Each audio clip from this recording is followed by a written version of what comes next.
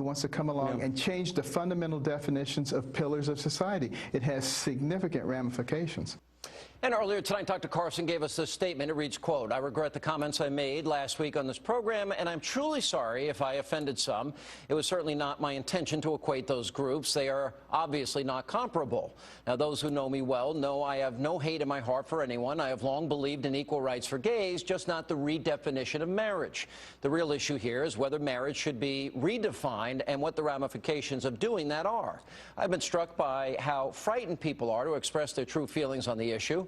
It's what I was talking about at the National Prayer Breakfast and will require both courage and kindness to reclaim the values of this nation." Joining me now with reaction are the chief strategist for the TeaParty.net, and that's Niger Innis, and civil rights attorney, talk radio, KBC 790 talk show host Leo Terrell. Welcome back, both of you. Good to see you. Leo. Good to be on. Welcome back. Thank you. Long before, now if you listen very closely to what he said, and he said it didn't come out basically the way he wanted it to, but he said again and again, that nobody should have the ability to change the historical definition of marriage. That to me, this issue is only a side issue. The big issue, even before this, is if you're African American and you're conservative, you are vilified, you are demonized, you are called names, you are attacked. That is the ongoing epidemic that goes on. There's no freedom of speech for African-American conservatives in America. No, that's not yes, true. It is. Sean Hannity, you created a monster. Ben Carson, you're a doctor. You're not a politician. This man, and you're a Senator lawyer. Rob You're not Portman, a talk show and Vice President Dick Cheney, Ben Carson thinks your children are social deviants. This guy is a monster because you created him. That's not what he said. You created him. What do you mean I created him? This guy God created him. I'll tell you why. I'm not the creator. I don't breathe life into people. Dr. Ben Carson put his size 12 foot in his mouth because ever since Leo, that prayer breakfast, take a you breath. have had him on. I've known you for a long time. You put your foot in your mouth all the time. Oh, You've done it a lot in your life. This guy has equated homosexuality to bestiality. He has made a big mistake. So he apologized. Is it a death sentence? He can't speak out because he's a surgeon? It's not good enough. You know, the bigger issue here, Niger, is... You have elevated this guy to 15 minutes of fame. I like him. I think he's a friend. He's articulate. He's smart. He's got common sense. Niger, this is an epidemic. African-American, conservative, this is what happens. This happened before this whole issue even came up. They were attacking him on the left. No question about it, and Ben, I disagree with my buddy Leo Terrell.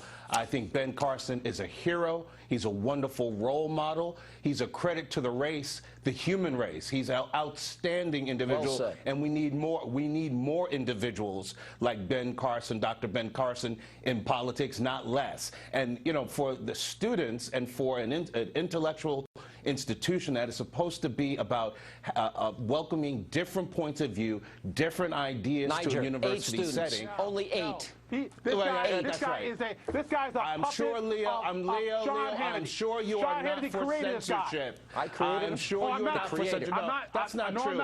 Dr. Ben Carson has been an outstanding individual. We gave him an award over 10 years ago. He's an outstanding role model for our country. And Leo Terrell, you should be ashamed. Leo Terrell, you should be ashamed of promoting censorship. You are talking about censorship at an academic institution. Hold on.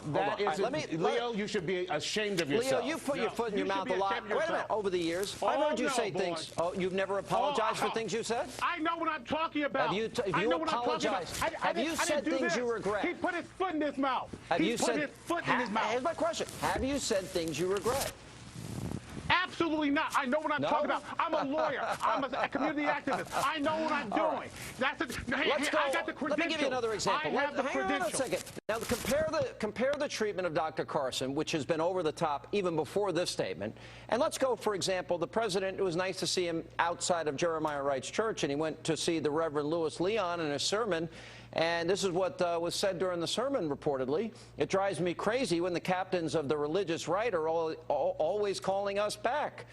For blacks to be back in the back of the bus, for women to be back in the kitchen, for immigrants to be back on their side of the border. Leo, can you name one person that's calling for those things? That's a question. Oh, okay.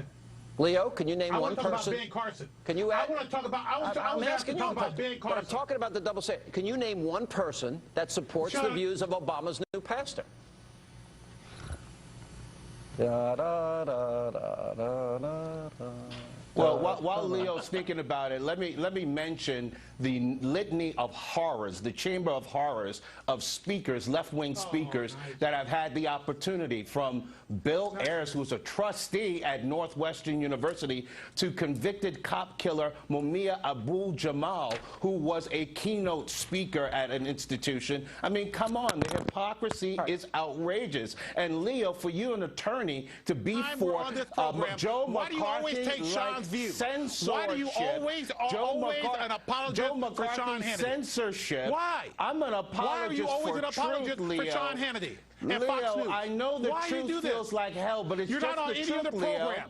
You're not on any other program but Fox News and Sean Hannity. Why? It's getting too loud. Why don't I see you on any other program? Wait a minute, Leo. Hang on. Now let me go to the next. You are a one-trick pony. Leo, wait a minute. You are only on one We're network. Go to another Fox News and the Sean Hannity program. Cut their mics for a second. Hang on. No, wait a minute. Now I'm going to go to another point. Let's go to the race-baiting dog whistles over at NBC News. Now let's look at what they did, a segment about Walmart. Walmart's one of the biggest provider of jobs and opportunity for people around the country. Now listen to how that's portrayed on NBC News, in this case without Brian Williams.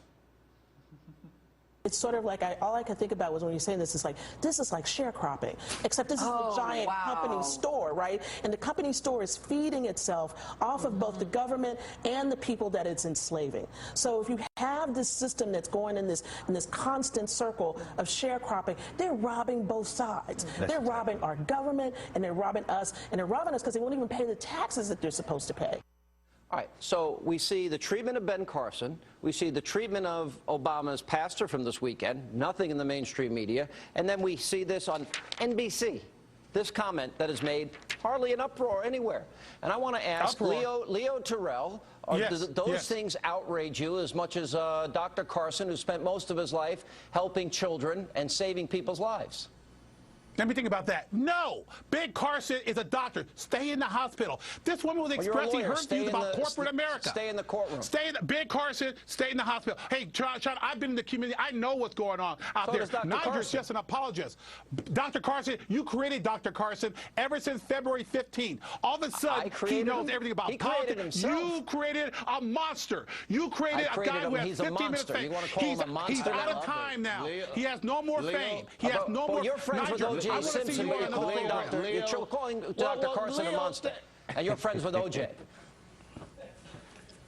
Leo is a little bit of an intellectual tyrant and arbiter of who should be on TV, who should not be on TV. Leo, I agree with you. There are other programs that should have me on. I mean, I used to be a commentator for MSNBC and for CNN. So my breadth of experience and years for working for the Congress of Racial Equality, you're right. There should be voices like mine and other black conservatives on a variety of networks, but there is a censorship that you and the likes of you are trying to promote throughout the media and academia. That's if you're a conservative African-American, so, yeah. That's right. Yeah, all right.